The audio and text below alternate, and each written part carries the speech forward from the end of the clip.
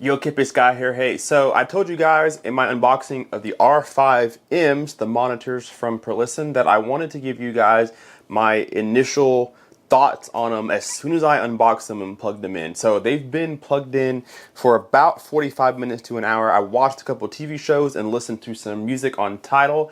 So I want to just tell you my out-of-the-box experience so far. This will be super quick because this isn't the review.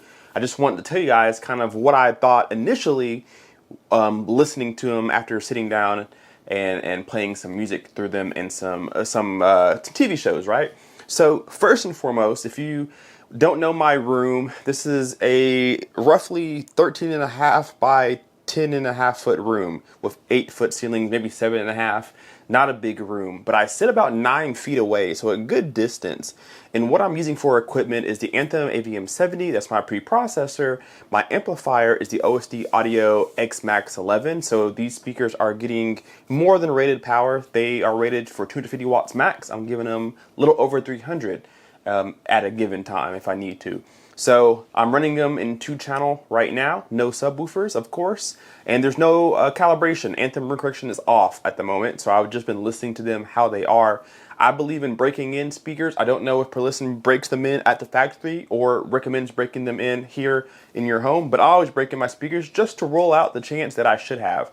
So I will do that over time. But how they sound out of the box, the one thing that, or there's two things that kind of made me wonder, like kind of caught my interest, I guess you could say, is one, the stereo imaging on these speakers may be the best that I've heard in ever as far as what I've been exposed to, other than maybe the Kef Blades. Those things are phenomenal, but this might be the second best imaging speaker that I've heard, and which is crazy because as you guys can see, they are small. They're not much bigger than the Arundel bookshelf speakers. They are quite smaller than what I'm used to because I have the Arundel Monitor 8s as my speaker of choice, but I'm putting them head to head. The imaging on this speaker is really, really amazing. When you have a really good imaging speaker, what that means to you is you have obviously a left and a right speaker, your left and right here. And when you sit in your sweet spot, when you're in the middle between both speakers, you get a stereo image, meaning or a phantom center, if you want to call it that, where your vocals come from here. They're placed here, but your drums and your piano and your saxophone and instruments that change from left speaker, right speaker, you hear them where they need to, but the voices always stay centered. So it's kind of like going to a concert and the singer, the vocalist, is center stage, accompanied by the orchestra, the band, right? These speakers give you that illusion that the vocalist is here at all times, unless it's meant to be over there, and then the instruments surround you. These speakers image so incredibly well. Not only is it incredibly wide, but surprisingly, it's pretty tall too. There's a sense of, I don't know, airiness, space, height, that's the word, that these give you, which is really impressive, especially because when you look at them from what I'm used to, which if you haven't seen my picture, I'll pop it up here, the Arundel Monitor 8s are 3 times the size of these, yet when you plug these in, you actually get a very similar sense of space with these like you do the Monitor 8s.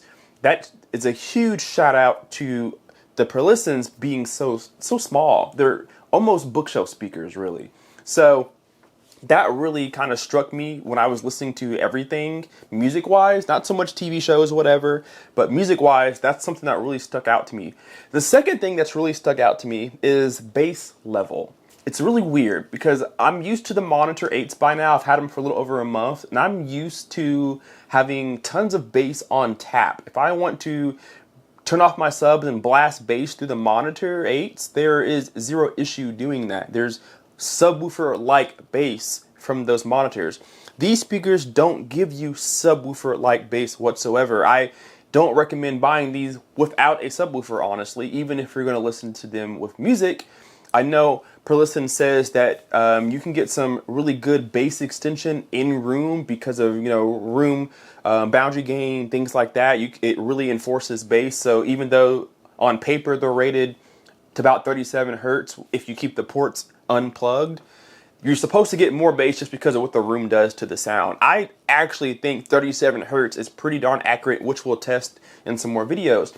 But because I'm so used to so much bass out of the Monitor 8s, it almost sounds, I don't want to say anemic because that is completely the wrong word, but I almost want to go and turn my subwoofer on because I feel like I'm not getting the low end that I'm used to. And that's because that's not what these are made to do. Now, however, I have not played around with it. I have not tuned it. I have not calibrated it.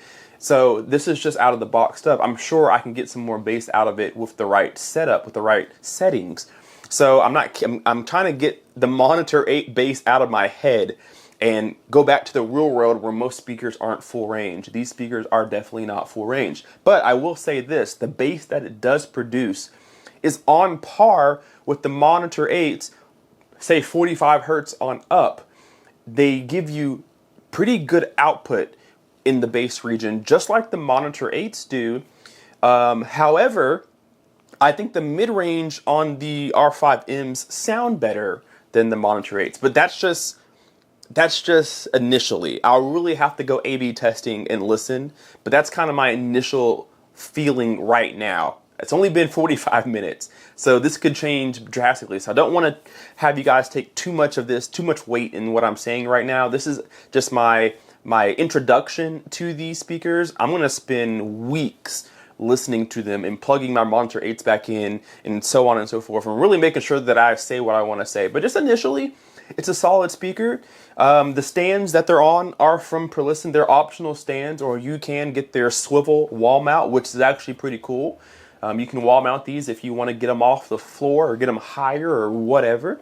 So you can do that, but they're sitting on their stands. It's $14.95 for the pair. So expensive stands, but so are the Monitor 8 stands, which unfortunately I don't have in this room.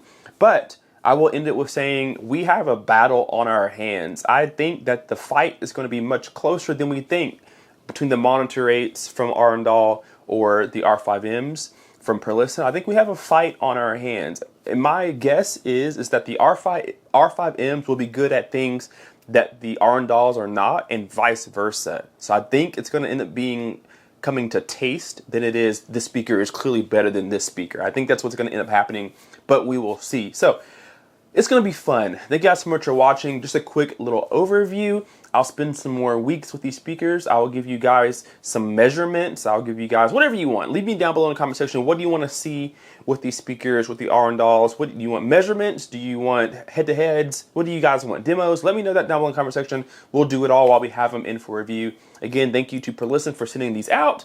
We'll hopefully do them justice. All right. Thank you guys for watching. Hit the like button, subscribe if you're not already, and we'll see you in the next video. K-Bass Guy out. Peace.